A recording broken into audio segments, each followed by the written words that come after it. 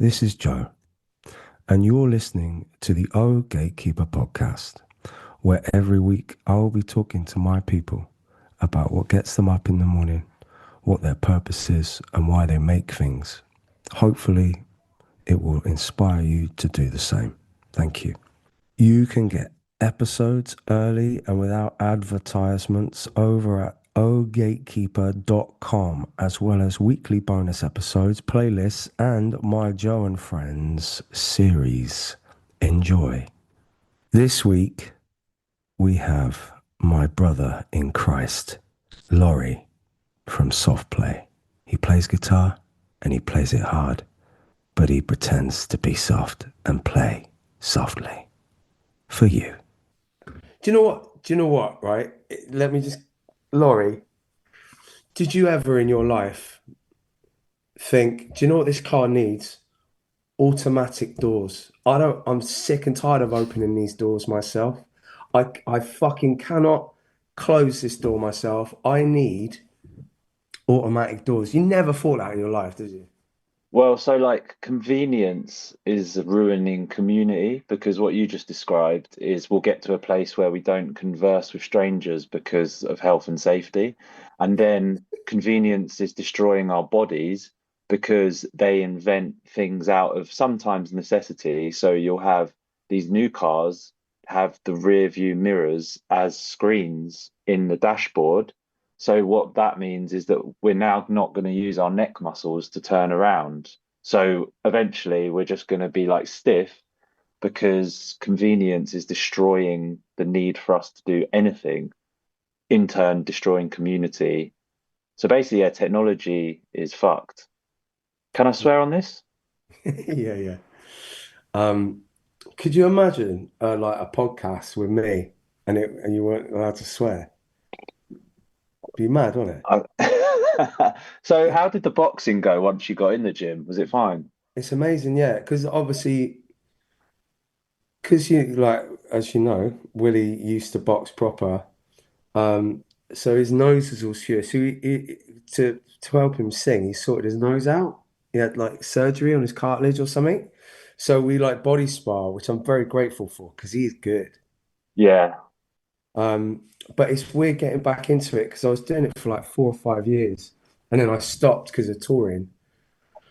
And going back, you're rubbish again. And I quite like that because it means I've got something to work towards. But I love being in a boxing gym with someone like who's just keen to exercise and get it done and like work hard. Like I came back recently from LA for the Grammys and we did this like charity fundraiser with Kenny Beats and his friends and manager and that who own a bar. And everyone there was just so motivated and doing loads of cool shit for like charity and like organizing stuff and helping each other out, getting each other's careers going, and everyone's art and music is on fire because they're pushing each other. Like the And like group consciousness. I just came back like what I just want to be surrounded by people that want who have purpose in the morning. They get up like, what are you doing? Let's do something. Not just exercise, like fucking like fine, whatever exercise is good for you, and we all know how great it makes you feel.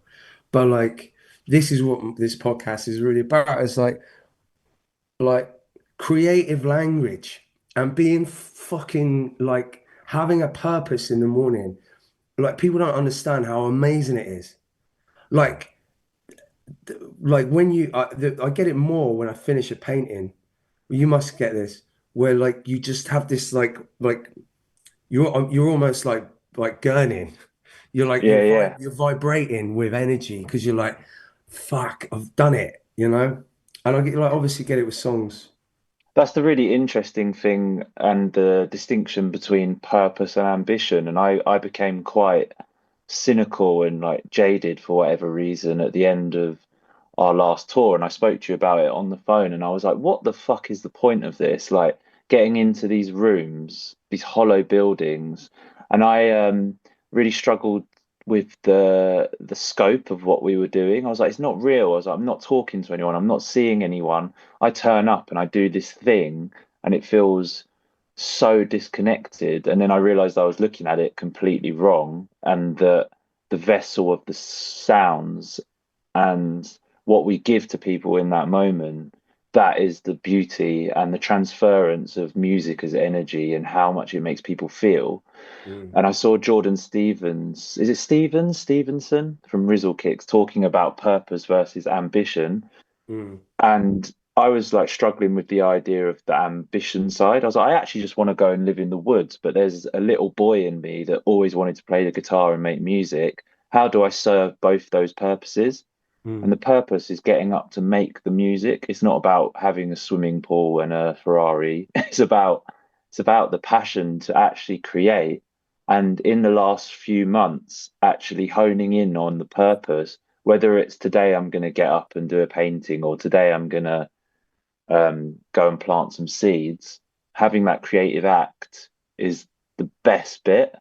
mm, Uh, and also just doing it for the sake of doing it. I think so much in my life I've got completely crushed by self-doubt because I've never even finished the song, let alone got to a point of putting it out. Like the mm, journey you go on from starting a piece of music to where you are now is huge. And there are so many routes you laid before anyone even heard of you. And mm, that's a bit of a journey I'm going on at the moment with like writing songs and being more creative. And just because people know me for one thing now doesn't mean I need to give up on all the other creative pursuits and starting at the bottom. And then you go back to the gym and I do jujitsu, and you're a white belt getting smothered by like a 40-year-old dad of three with no way out. And it's that beautiful cycle. And I guess for me it's circling back to Joy as an Act of Resistance, and that album just highlighting the need for community. And that's what I'm looking for in my life right now, bringing my friends closer, finding spaces where community still exists and trying to nurture that, because we're the work they're trying to move us further and further apart from each other and separate us all. That's where I'm at. I find that so interesting. Like me and you, always on a similar like mindset. We've had this before when you're like, because at the moment, like, the album that we're doing at the moment is all based around a sense of community. Um, I'll tell you about it off camera or whatever. But like, I just got to a point after touring where I was like, I need to get back to a place where I feel like I'm rallying the troops a bit. And I don't mean like in like a massing, I mean my people, my mates and like write songs where I'm like, I'm not that I ever push people away, but I really realize how much I need love and warmth and conversation and like I'm not like I'm not someone like I'm not a lone wolf. Like I need people, and I work better in groups. I like go. I wouldn't go to the boxing gym on my own, just because I wouldn't enjoy it. I'd rather go out on a bike ride on my own. But I don't really like going on a bike ride on my own. I'm just someone who processes shit on their own. I have to put. I'm like half introvert, half extrovert. But that half that's introverted is like just go through some of the stuff, shit in my head though. I need to. But then going out there and like making stuff and all that, unless it's painting, I just like, I was really worried about where this album's at a point when we come back from the studio. We was there for I was there for 2.5 weeks. And like, I come back and I just felt, oh, there's something missing from the album. And I was really scared to tell Bo because Bo's flat out now with his kids and doing other stuff. And Kenny's in LA, Nigel's in London, and the boys are off in Hamburg and fucking wherever. And we're about to get started on another project. So I was like, this ain't right. The album's not done. But I like at the time it was scary because I was alone. As soon as I spoke to Bo and he was like, no, yeah, you're right. It's not done yet. I felt the same way. We'll get it done. I was excited again. Like I Yeah, love the man. challenge of music, but I need my people there.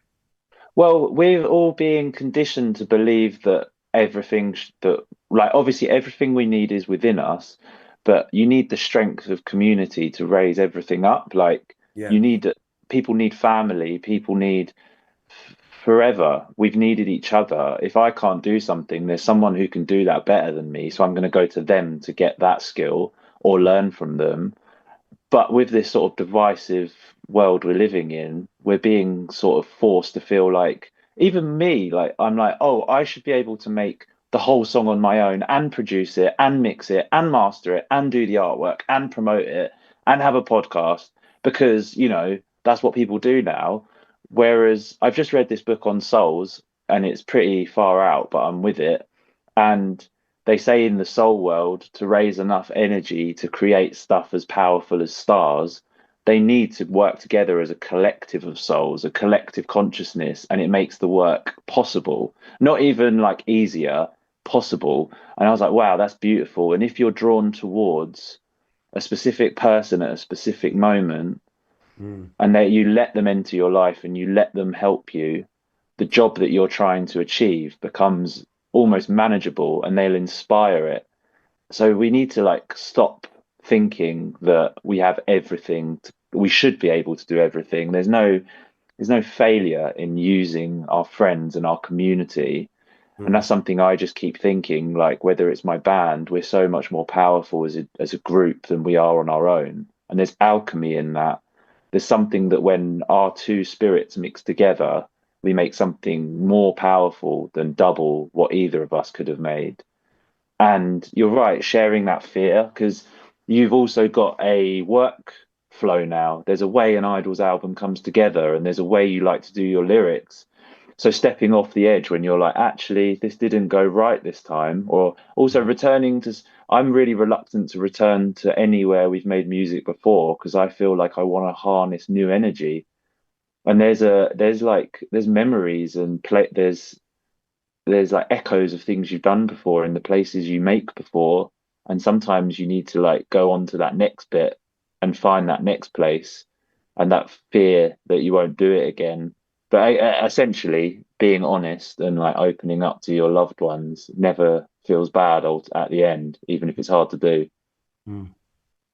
But talking about feeling the same things at the same time, I don't think that's a coincidence either. I think when you're in similar cycles and you're on a similar journey, like the collective consciousness is so strong. And I've only started realizing this recently. Weirdly, I was listening to another podcast you did, and we've kind of, again, weirdly set ourselves the same task this year.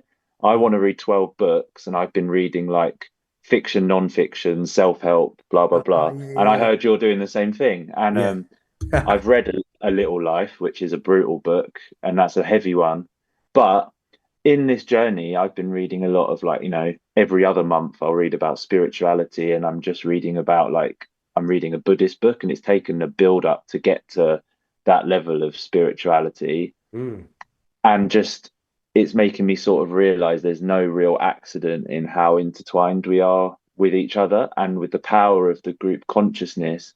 I've started to notice if I just look at situations differently, like in my family, for instance, when we are all stoked and like we're doing our kitchen discos in the evening, you can raise each other's vibrations up. And that was the power of like making certain songs. I heard you talk about Danny Nadelko the other day, and like that moment in the crowd, like you're saying, rally the troops, and isn't that's a specific one about your friends? Mm. That's what I'm after. And I was like, do you know what? I'm gonna fucking next Thursday, me and my mates, we're gonna go for a picnic. I'm gonna text everyone, and whoever turns up, whether it's just me and my crew or everyone, is gonna be sick. And there was something about that moment and that intention when nearly every single person I've asked is like, yeah, I'm coming. And I'm like, whoa, we never do this. Yeah. There's something in it. If you want to believe in that alchemy of life, and it still doesn't mean it's not fucking hard because it's always fucking hard, Mm. but there's a real power in taking that sort of ownership over it. Mm. Yeah, collective consciousness thing as well. It's like I've always tried to like. I think that like it ties in with what you're saying about honesty, because like I don't know, like it just feels like there's a sense of if people wanted to kind of like I don't know, like not absorb what you're saying in terms of spirituality. You see, on a pragmatic level, all you got to do is look at the way people are reacting toward like fucking a bunch of like dudes talking about like alpha male like lone wolf shit. It's like no one realizes there's no such thing as an alpha wolf, and if there was, there'd be one. There can only be Mm. one. There can only be one Joe Rogan. I'm not even, but like they work in packs. Wolves work in packs, and like I think like the reason why there's so much, um, it's that thing. Disillusionment comes from disenfranchisement. When you feel like you are the imposter, you are the one who's not invited to the party, and I think this window stuff is like makes people feel isolated, and it makes people feel dislocated from a sense of togetherness, and we all have a collective consciousness. And I think a lot of people, I really benefited from lockdown. I'm not gonna lie, as an individual, not as a business, but like it really did me some good to like heal basically. Um, but I came out of it and I sense, especially touring the world, um, where it was like, oh, there's some seriously mass healing going on, and that energy Mm. is there. And yeah, I think it's like I don't think it should ever be underestimated how much people are still on a mass level healing. Yeah. I've got a more sort of not practical, but I've got a question I want to ask you then, based on like based on being a musician and with all of this, I think the stuff that I struggle with, that I think maybe some others may struggle with staring into their phones, is this idea of accepting yourself. Like, obviously, you say love yourself in a song, but then to actually do that is fucking hard. And the thing that I've noticed recently is like 1 week I can look in the mirror and be like, I love the way I look this week. I'm so stoked. And then in the next week, I'm staring at my reflection and all my clothes are shit and everything's shit. And I'm in like that state of hell. And then Mm. this relates to being creative. Like, can you remember a point where you found your voice in the band? And like, when did you always, was it like an act of aggression where you were like, fuck this, I'm taking the microphone and I'm going to say something, and it almost come as a confrontation? Or was there a moment on your journey where you started believing in yourself as the front man or even the singer? Like, how does that come? Yeah, I mean, I think it's a pragmatic thing, like you got to remember that you're one, but your body, you can like, when you look in the mirror and you feel ugly, just be like, hey, you're not feeling confident at the moment. You are the same person you were yesterday when you felt great. Stop looking in the mirror. Put something on that Hmm. feels fucking good. Wear something that feels good. Get that like Hermes necktie on that you spent a lot of money on. Do you know what I mean? Feel like, but like work around it. Be like you got to be your own cheerleader sometimes, which is about Hmm. spirit. But then if the spirit's a bit bleak because you're having a rough time, then you go into pragmatic mode and be like, all right, then you're gonna like turn the fucking mirror down, take the mirror off the wall, and go and eat some good food, and just go and hang out with someone Hmm. who like has a good conversation in them. Go back to your mind or whatever, and you can do the same with creative thinking. Like the thing is, my journey, and this is what the podcast is really about. The gatekeeper part of it is that I was doing a lot of like Q&As, do you know what I mean? And like giving advice. And one of the problems I found with it is like I'm giving you advice based on my experience. My experience is Hmm. very, very fucking um It's relative. it's relative to me, yeah. And like, if my mum wasn't fucking seriously ill, I wouldn't have had that like darkness in me, that violence in me from the age of 16 where I just fucking went out and lost my mind and did a lot of messed up shit. So I don't know how much of that darkness comes from, but I always look at gratitude. So I always just see my path as like I'm really lucky to be where I am. The bad shit that happened has made me stronger and also given me a perspective of gratitude that my friends who haven't fucking been in really, really dark places have a grasp on, especially as touring musicians and things like that. And even our trajectory, slow trajectory up. We like people think we just got big, really quick. It's like, nah, we were touring a long time before anyone turned up, or like big numbers, and that helped us because when we weren't sleeping in a van under a bin liner and we're in a travel lodge, we're like, we're here, we're sharing a room in a travel lodge. This is sick. Not, oh, we've got to share a room. Do you know what I mean? There was never that mindset. So, so you know that moment when obviously Big Jeff was like, "You're getting better." Yeah. Was there ever a moment in your mind where before that you had self-doubt and you were like, "Should I be on stage?" Well, yeah. So, I mean, I was always super confident with it. I knew I wasn't Mm, good though. This is the thing. Like, people find it hard to be like, "See, that wasn't great." I'm like, tell me it wasn't great. I'm cool with that. When people, it's when people slag you off in the press or whatever, and they tell you what you are and aren't doing, which is a mm, fucking lie, then I'm like, that's bullshit. But they're like, I don't like the music. I think it's crap. Great. When it's like some weird, there was a Guardian article saying what I should have said lyrically in Never Fight a Man with a Perm because it was like, no, you just didn't grow up in Exeter. That's what it was actually fucking like. I yeah. had mates So who were like, you were always self-aware. You were just yeah, like you're but conscious like, of it, and I think yeah, that's my struggle. I feel like I'm a bit younger than you as well. Am I younger than you? yeah, yeah, he's definitely younger than me. Like I obviously had this experience with my dad when I was 16 that he had like a life-altering stroke. So that was the darkness for me.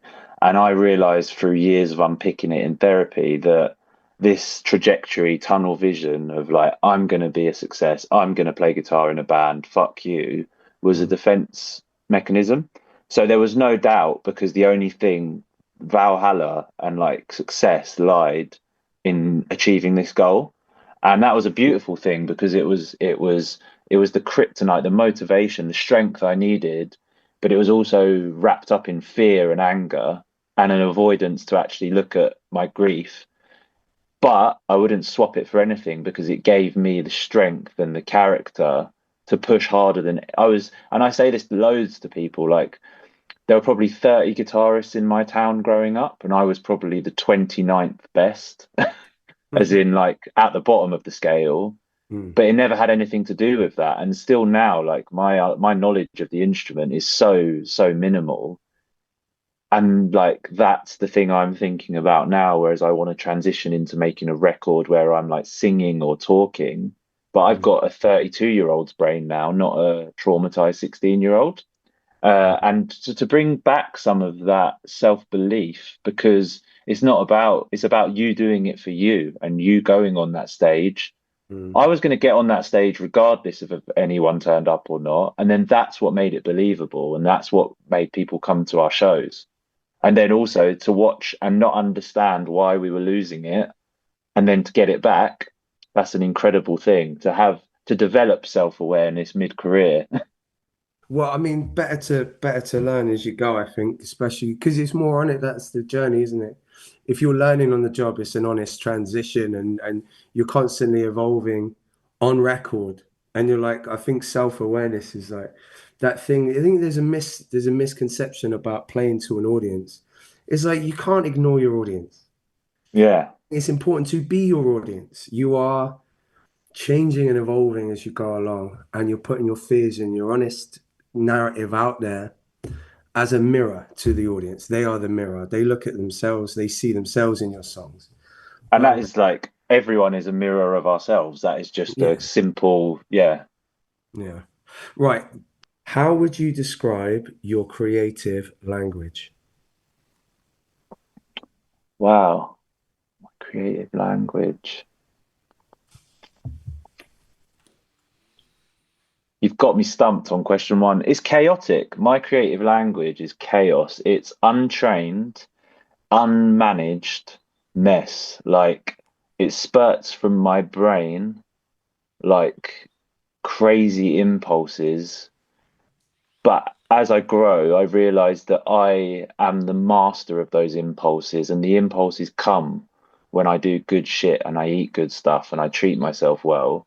But Mm. I've got this well that once I access it is like it's overwhelmingly bursting with chaos. And I'm so untrained that I accidentally wrote a song in 6/4 recently, or a 6/4 drum beat over a 4/4 guitar part. It's Sick. chaos, and it's like a raw, it's a raw, crude oil. Like it's just there, and I'm very I want to play you what I mean, and I want to sing it to you, and I want to like tap it on your leg, or I want to draw it for you. It's primitive and it's raw. Mm, great. That actually is interesting. I would say that of you. One of the things I found about you, especially when I've got one of your I want to say leopard. Is it a leopard? Yeah, or a In there. cheetah. It's some Cheetah, form of big cheetah. cat. But like your paint, I love your paintings, and like it's an interesting transition. You and Isaac went separately, like for a bit. You did your own music to try and cultivate your own language, right?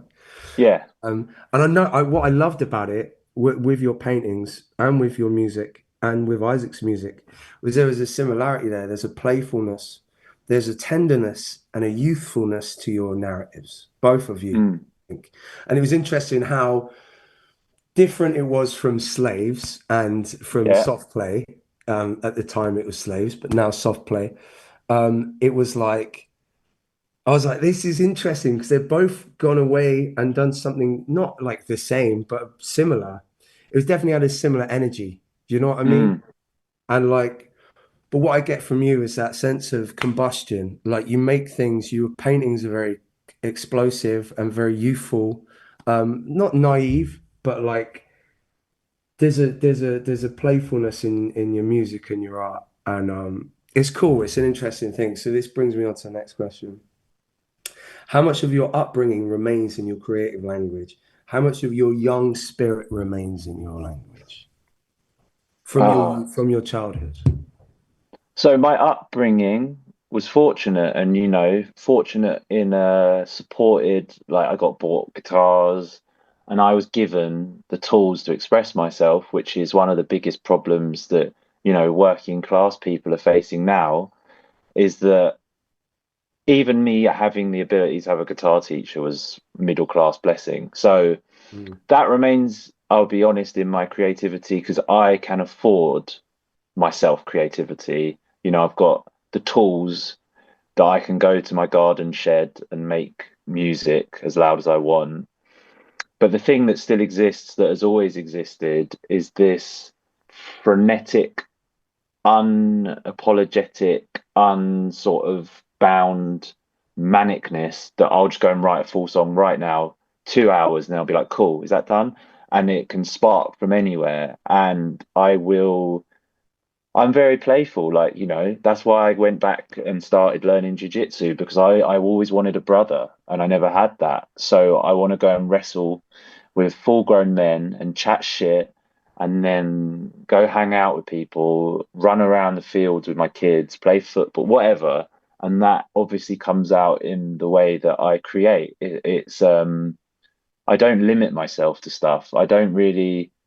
I've tried to give myself labels in the past due to pressure of how I feel everyone else is, or try and appear more serious or like other people. But mm, I might just decide that I like last year I had a mini phase of gardening and planting bulbs and making. So my creative process sort of language just stems out into everything. Like I love cooking and it's bold and it's spicy and it's every too much salt. That's my vibe. yeah. It's big. Mm. It is. That's cool. It's like a confidence to make mistakes and explore as well. I think it's really important as a parent that just as we come in, I remember like when I came round to your gaff many years ago now, different gaff. Your boy was fucking smashing up the drums, and I was like, yeah, actually, yeah, it was your gaff, yeah. And you were like, yeah, I was just like, that's that thing, giving your kids that like confidence, that I've been learning. Well, I say I've been learning. It's been 6 years now, but like thing of like what you need to kind of what's the word congratulate them on is the effort they make rather Mm. than oh wow, you got 8 out of 10, that's amazing. Just be like, it looks like you made a real effort there, that's insane, that's so sick, you really tried, that's so cool, even Yeah. good or bad, if they're trying, that's sick. And I think So, like so my yeah. my eldest, my son Bart, he's like creating this comic book series at the moment, and I definitely say like he goes to a Steiner school, which is a blessing, Mm, and that school's taught me so much already about the I never realized it before, but like what we do in bands is this like long process and it's delayed gratification from the moment we start to the moment we release an album or play a gig. So we're always giving ourselves these future goals and we're developing stuff slowly, but we live in a really like immediate society that wants everything now. Like there's no long projects. And what's amazing with Bar is he's got this ability that I didn't have as a child where he's making a whole series of comic books, and this has been going on for like 4 months, and he just returns every day, chips away at it, Wow. and he'll come to you and he'll be like, "Do you think I should draw this or draw this?" And I say, "What do you think?" And putting the question back on himself because what I've lost over the last 10 years that I'm slowly reclaiming for myself is that you've got to want to see it and you've got to want to make it. It's so easy to go and look at or see a band at a festival and go, fuck, that has set me on fire. And then you Yeah. try and copy it. And sometimes that works and you come out with a bastard child that sounds similar but different enough. But actually, people want to know you. And what was so great about Slaves in the beginning is that people were like, what the fuck is this? And I was like, we'll never play on a stage. And it was completely pure of heart. Mm. And that's what I'm trying to get back to because I keep seeing all these artists blow up overnight and be streaming on TikTok, and it's distracting. It's like a little fly buzzing in my ear. All the record labels keep dropping that TikTok reference to you. And I'm like, I Yeah. just want to make what music is in my soul, what art is in my soul. And that's what I'm trying to get back to. And I see it in my kids and I'm encouraging it. So I'm trying to learn from them as well. Mm. Yeah, I mean, fuck.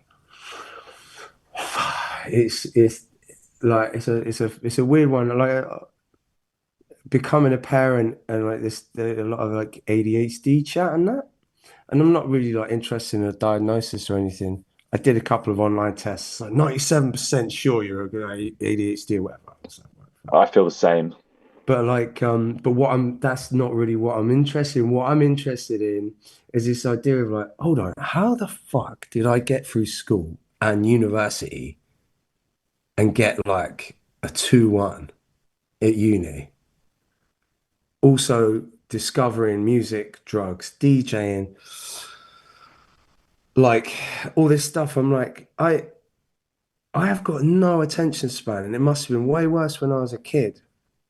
But there's that thing that people say is like you know your whatever is a superpower, and it's like what I am focused on, what I hyper focus on, what I'm in love with, what gives me purpose, and all these things. It's so like is what I am as a musician and an artist. That's everything that I am. All the stuff that I couldn't concentrate on, maths, science, or whatever. Like now, I'm like, when we're in a studio and there's like they're talking about all the like racks and stuff. I'm like, just Mm, make this sound better. Obviously I know what an overdrive is, and I know I'm like, just fuck around with it. I don't care I don't know doesn't how it interest you. works, Me but either. it won't help me. In fact, I'll not understand it as an instrument if I understand how the mechanics of it. I've got a Prophet right next to me now. I'm like, I'm just going through the pretext until something sounds sick with the beat I'm making. I'm not Yeah. like, oh, I'm gonna just maybe some more oscillation on that one actually. I'm just like, yeah, I'll just do Well, that one and then make it sound weirder. I bought like a really expensive Telefunken mic for my studio. And Nice. then I was like, Isaac records all our albums on an SM58. Like he doesn't want to use one of them. And I'm like, so this like 60 quid mic is like has made records and this £1,000 mic has made records. Like, so they Mm. should both be able to do it. And in the end, I've basically said, fuck the Telefunken. I'm going to make myself sound good on the SM58 before I even go to that and learn how to do that. And it's the same as you had to learn a riff on a Squire Stratocaster first. There's a process of learning and getting better, Mm. and as many interfaces. And at the end of the day, we want music to feel good from its original form. And Yeah. then synths and stuff can be beautiful afterwards. But Yeah. can you sing it whilst clapping? That is the like nirvana I'm searching for. Whoa. That's a really good fucking way of looking at it. Can you sing it while clapping? Does Do it you know feel that tune? You know Like, that tune that's like, my grandma and your grandma sitting by the fire. yeah, yeah, yeah. My grandma told your grand. You're like, that is, yeah, you've won the game there. All right. Well, that's gonna help me write the last three songs on this album that we're still working on. Clapping only. Yeah, yeah, yeah. That's interesting. I'll talk to you about it afterwards or another time. Um, right. Or all right, good one. Do you believe in genius? Yes, and yes, I wanna like almost say no, but yeah, I do. Like there are people. So here's what I'm gonna say in my experience of genius, it exists. And some people, but the mistake people make, and the mistake that I've been lured into, is that it exists out of nowhere. I'm yet to meet a genius that hasn't hustled to be who they are, but I have met geniuses who pretend they've not tried, and that's a lie. So I used to believe that people had an innate ability to do things. And I think there will be people along the way that you meet that seem to have that. But Mm, what you don't see is the hours or their backstory of them in their bedroom. Or it might not even be them, but it might be their parents showing them abstract poetry from a young age.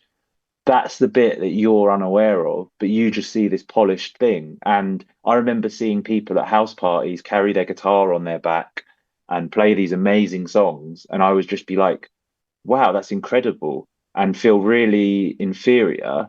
But in reality, they were just further down their journey than I was. And mm, I felt like I had to start from a lot. They had a running start and I didn't. So we can cultivate genius and we all have our own form of genius. But also, this is interesting in me trying to find a voice because I want to reflect back to what you said about our side projects. And with Isaac, Isaac's always made music very for an intentional, pure purpose. He makes what he wants to hear and what he wants to say, and he has the confidence to do that. mm, With my side project, I was like, what kind of music would be good on streaming? And could I make music that I wouldn't have to tour? So I feel like my intention was half negative. It wasn't an empowering move. So with mm. this new side project I'm working on, I want to eliminate that and I want to be like, what is my voice and what music do I make? And basically, you need to cultivate those feelings. And I've now lost my trail of thought. But yeah, I have met geniuses, but there's always a reason. Mm. There's always a work behind it because Sorry, there's that's a what I lost. I was just saying the bit I've lost is that someone turned around to me when I'm having these sort of like crisis of confidence. Like my personality, I am not bipolar, but my personality could be described like that. I'm like a yo-yo. I'm literally flying high 1 minute and down the next second, like repeatedly. Like I'm a puppy dog that's pissing off my family and my partner, but that's also what makes me great. And so I have that vibrating moment when I finish a painting, but sometimes by the time I get home, I'm like, this is shit and I'm going to burn it. Um, and so that's something I'm trying to level out by using different practices and being sitting with those uncomfortable feelings. But the voice thing that I kept going back and forth on with my friend, he was like, mate, every amazing singer you've ever heard has their own voice. And the ones that aren't amazing are the ones that are just trying to replicate, or the ones that are middle of the road, they're just trying to replicate the one that came before. You mm, don't know your voice is amazing until it's too late. Like and then you look at people like Tom York and you like listen to Weird Fishes or whatever, and it's like the driest vocal, and he's singing these. If you sat him as a 12-year-old boy and Weird Fishes was his first song and he played it semi badly, there's a good chance that all of his mates would go, that was fucking shit, because that's what boys were like hmm or people were like. So there is an element of learning to believe in yourself that it's almost like this soul journey thing I'm talking about, that you've been given your voice by a higher purpose. So you've got to stay true to your voice. And then that's the journey. Can you commit to your own voice and not just try and be a copy of someone else? And then I believe that's where the rewards lie. Yeah. Yeah. Like, I think that question you asked me earlier about finding my voice, being confident, when did it happen? It was like I couldn't sing. So I'd get mad pissed every practice to get the confidence to go to the microphone, and then I'd be like, and then like one day it was like Sleaford Mods and there's a couple of other bands. There's a Bristol band as well. Where it's like, you know, it just like you don't. It's what you're singing about. It's the pain that I was in. I don't need to fucking. I don't need to worry about singing. I need to get this out. Like my life And situation wasn't gonna change unless I fucking got out there and changed it. I needed to sing about it to heal. And that's what brutalism became. Was like, I got to build this headstone and I've got to build this house to house all this grief and violence and anger that I had inside me. So I did. So and like, then your voice opened up. and like now I'm singing and like, you know, I'm singing about the same stuff. My lyrics, I think, are improving because I'm working on them and I'm working on them honestly. I'm not forcing them to change. I'm just like allowing the poetry, which I think I'm writing now, um, to to just come out. It's like, well, that sounds a bit like contrived. And it's like, yeah, you're writing a song, you bellend. It's supposed to be Yeah. contrived. You are trying to cultivate, you're trying to get your ideas and your life and your experiences out there. So just let it go. And then if it feels afterwards contrived, not while you're doing it, but afterwards, if it feels like then you're like it's dishonest, then fuck it off. And if But it didn't feel slightly uncomfortable, you wouldn't be alive. exactly. I mean, feeling uncomfortable. When's the last time you felt uncomfortable with like making? Oh, every day.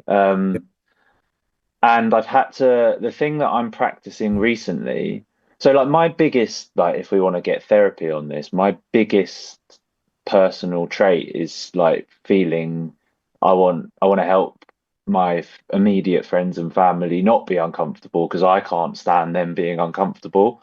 So it makes my skin crawl. So I'm constantly thinking that I've done something wrong or that I'm the problem when actually my partner is allowed to be pissed off and it doesn't have to have anything to do with me. But Mm, me being able to sit there is like, I feel like it's like black fingernails down a blackboard. So I have to put so much work into being like, it's okay, Laurie, give her that space. They deserve, and then vice versa, like to take permission for me to feel pissed off and just be pissed off. I like over intellectualize it and I try and dig my way out all the time rather than just sit with it.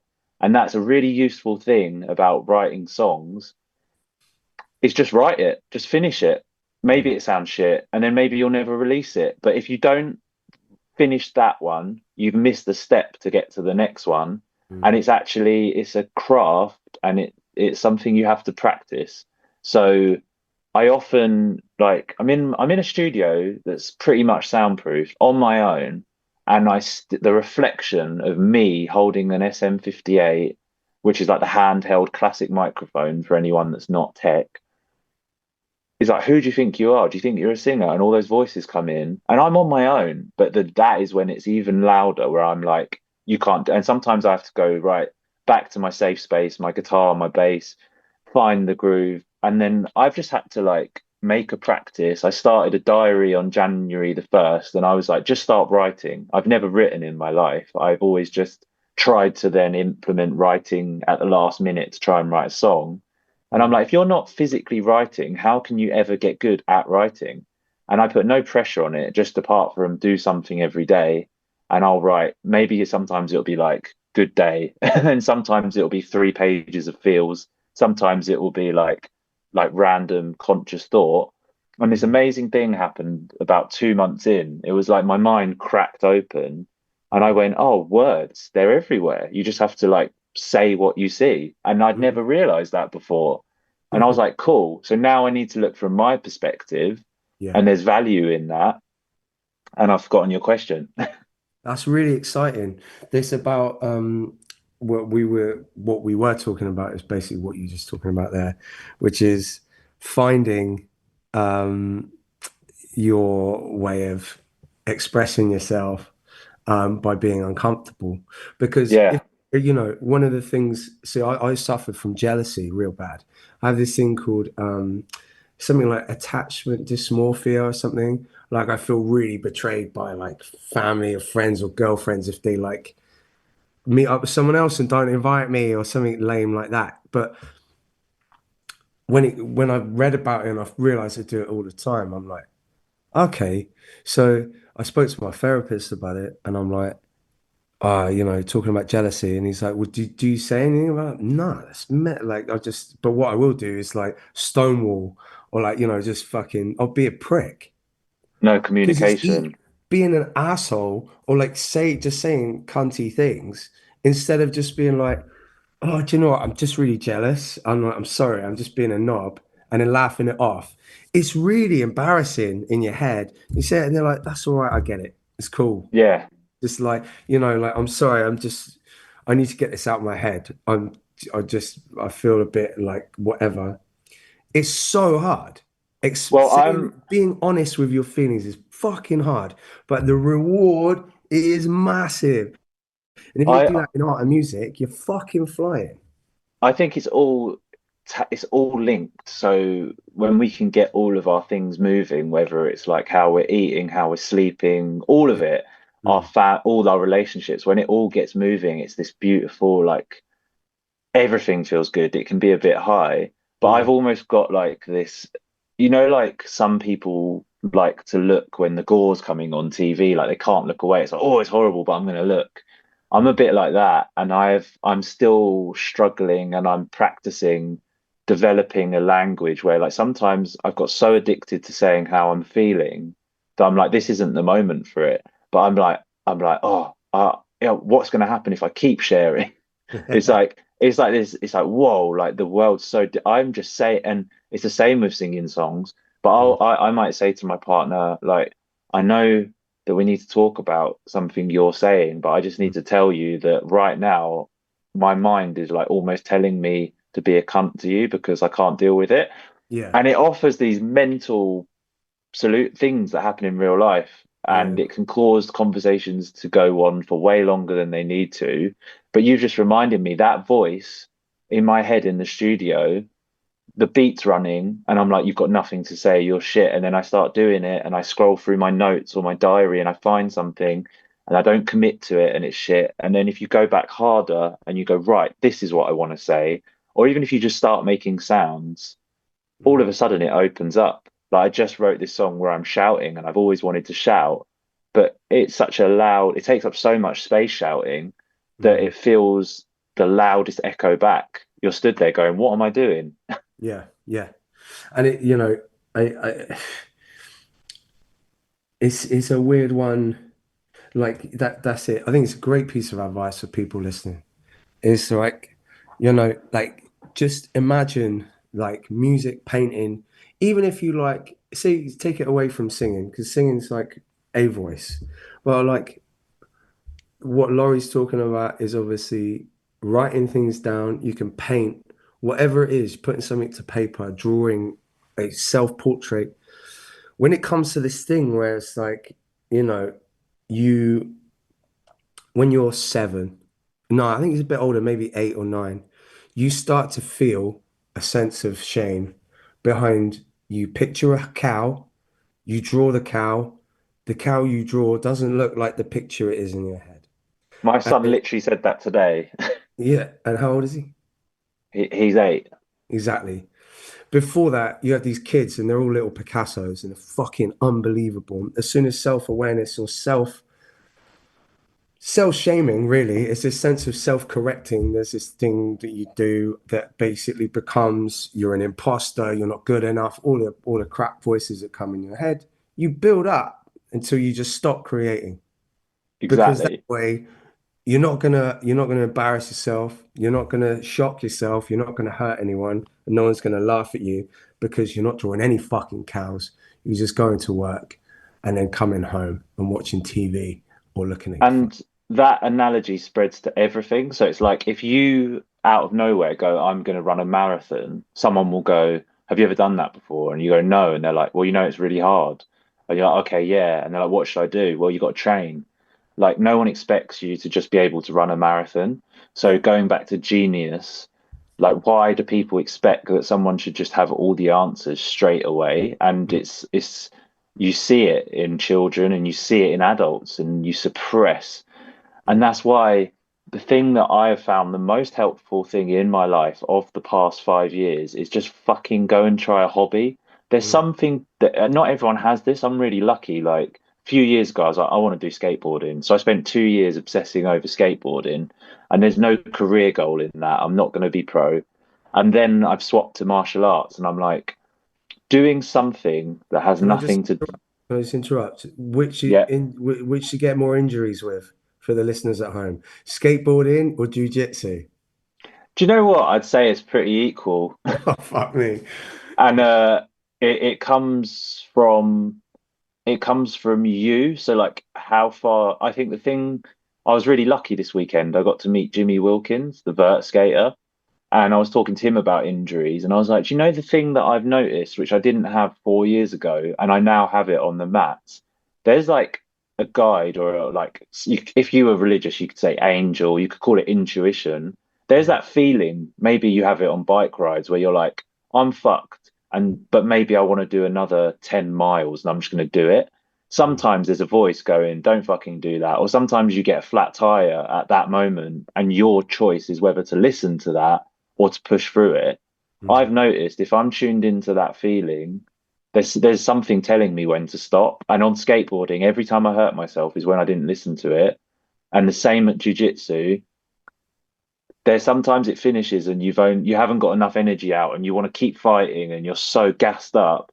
But I'm like the session has ended for a reason. I'm being like protected. So my injuries have only come from me ignoring that feeling at the back of your head that's going, or your heart that's Mm. going, something could happen here. It's the same on stage. There's like these invisible forces that like when you feel into them and you listen to them, beautiful things happen. But if you ignore them and you decide to like step across the line into aggression or I don't know, whatever it is, there's something there. There's something looking after us if we choose to feel into it.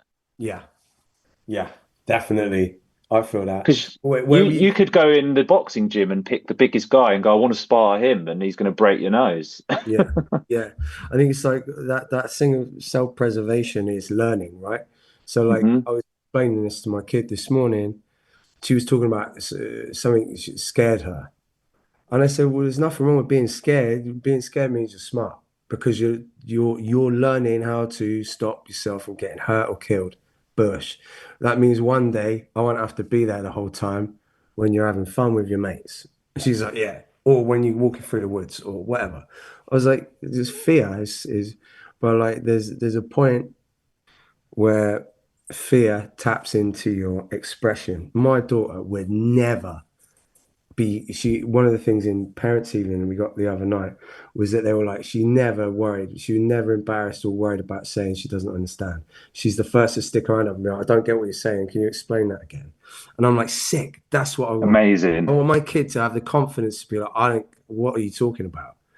I need to understand that, or I want to understand it. What you're talking about? Or like she'll come up with ideas. She gets involved in adult conversations, and she's not laughed at. She's not like or told to shut up. Obviously, I mean it's not the 50s, but like she's encouraged, and I think like that we need to do that to ourselves again. Which is why I'm interested in how old, the idea of sustaining a sense of youthfulness in our creative language, because I think we lose that over time.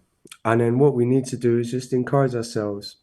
You don't need to draw the cow. You don't even need to draw a bad cow. Mm-mm. You need to get a nice pen that you like or an SM58 and then just tell people you're an artist. Just don't need to draw anything. Just say, oh yeah, no, I'm a painter at the moment. I'm painting now. And then That's tell the people act it's of done. defiance, isn't it? Exactly. Or like, it's that Atomic Habits book where one of the things is like, just put your running shoes by the door. That's the first step. You don't need to put them on. Just chill. Just Yeah. little atomic changes. Just start. Just put them by the door. Tell Yeah. people you're running and start. But little, don't put yourself off, beat yourself up for not being Picasso or fucking, I don't know any runners. Exactly. And I'm like, with this music thing, it's sort of this side project has spun out of this like weird gap of time I found myself in. And it was actually an old friend I connected with. and there was a voice in the back of my, and he's an amazing drummer. He was the singer in a band called Ladybird that we put out on our label. That's fucking Um, crazy. I was just talking about them yesterday. There you Anyway, go. yeah, See, everything's interlocked, man. yeah. Um, and I'd been hanging out with him and just like spending time together. And this voice in the back of my head just kept going, show him that demo of that song you wrote a few years ago that just exists on its own. And I Mm, sent it to him just like sort of impulsively. And he was like, yep. He's like, let's do it. Let's just jam it. And then from that encouragement of having another human believe in me, it mm, sent me down the path to pursue it even further. And I don't know if you feel that from your bandmates, but that's what I got from Isaac. Like nobody wanted to be in a punk band. mm, And at that time, it was indie rock and dubstep or like metal core or whatever, emo. mm, The sort of scrappy punk thing hadn't emerged in such a big way like it did now. So it actually genuinely felt quite different at the mm, time, even though I know it's not.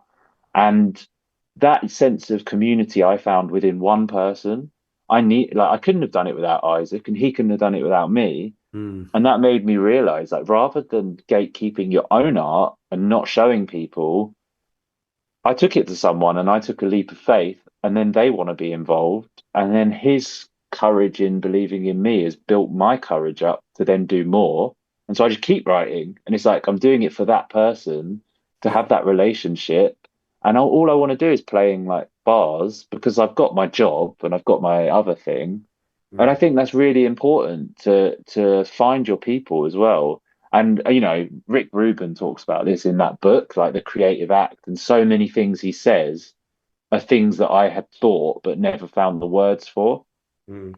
And it's all about that finding your unique voice and being yourself. Like, no, what we don't need another Arctic Monkeys, we don't need another Idols, we don't need any of it. We need you. We need you. All right, here's a good one. How do you see your worth as an artist? Yeah, that's something I've definitely battled with. And right now, I'd say the two things that like fill my cup as an artist more than anything, Mm, number one, the fans. Just the fact that something that I am part of draws such a huge reaction from such a massive amount of people, and that we can fill those venues up with people expressing that moment and they buy our merch and they wear it.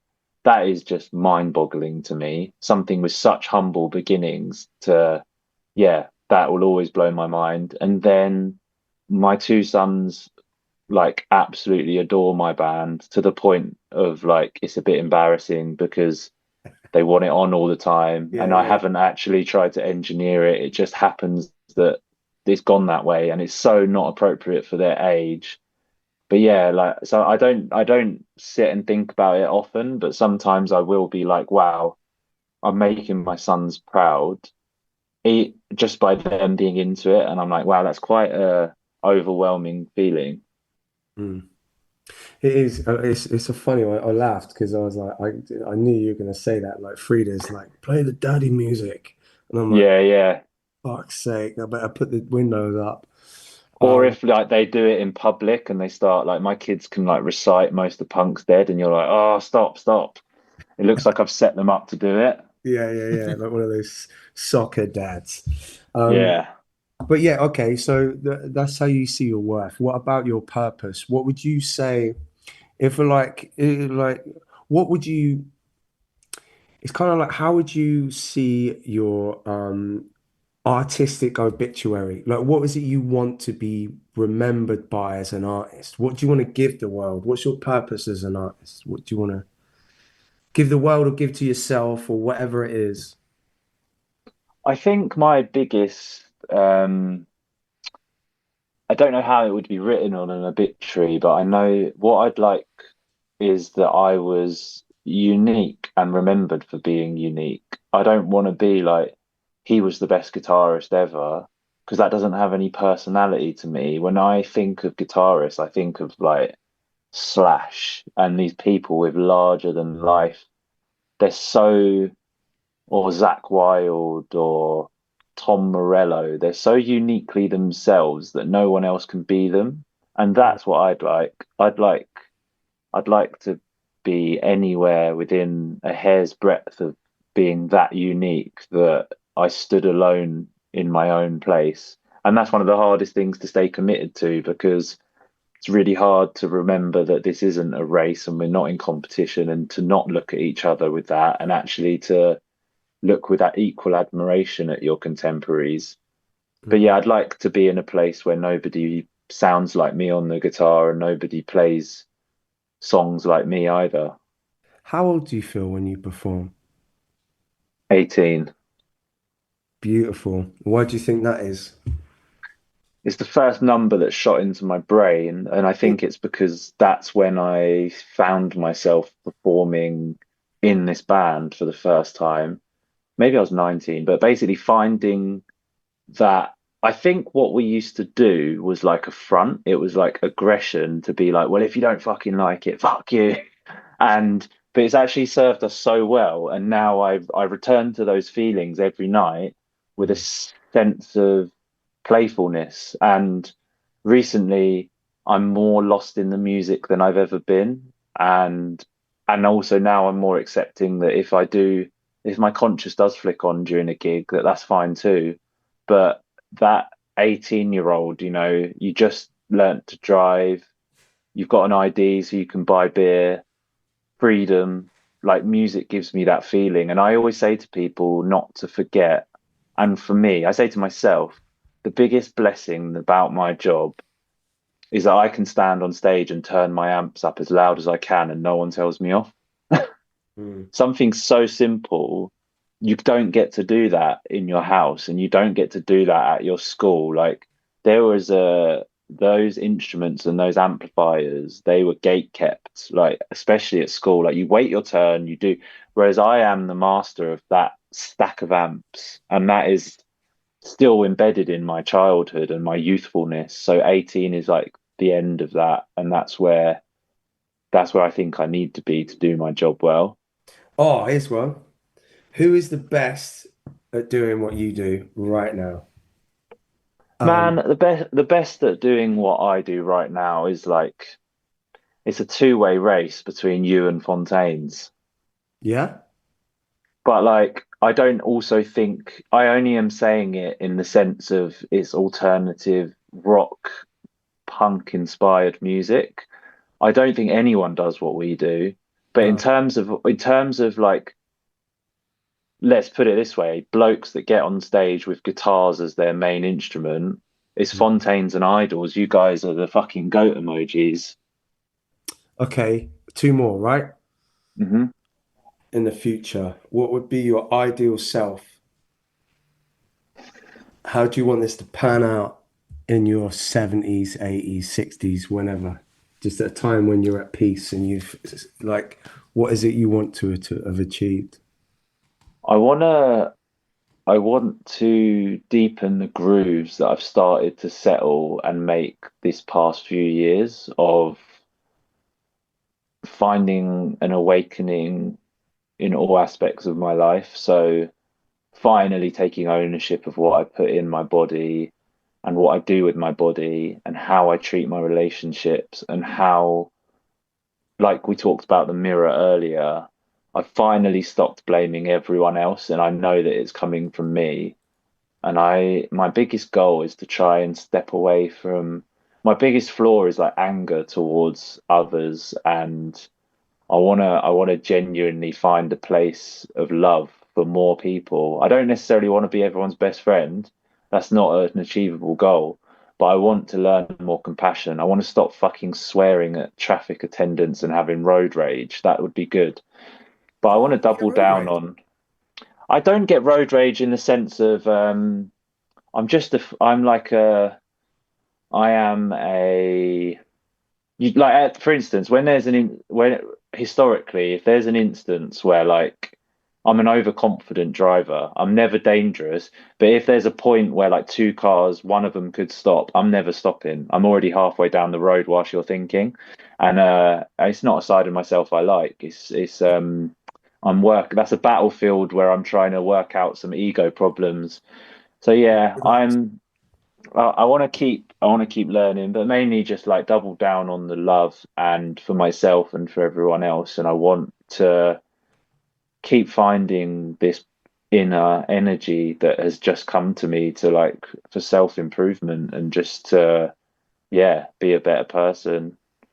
So basically more of the same, but visually I see myself living in the middle of nowhere in the forest, growing vegetables, practicing some form of meditation or spirituality, doing my jujitsu, spending time with kids, doing my job, making music. So it's a lot, it's hard work. How do you fit that all in?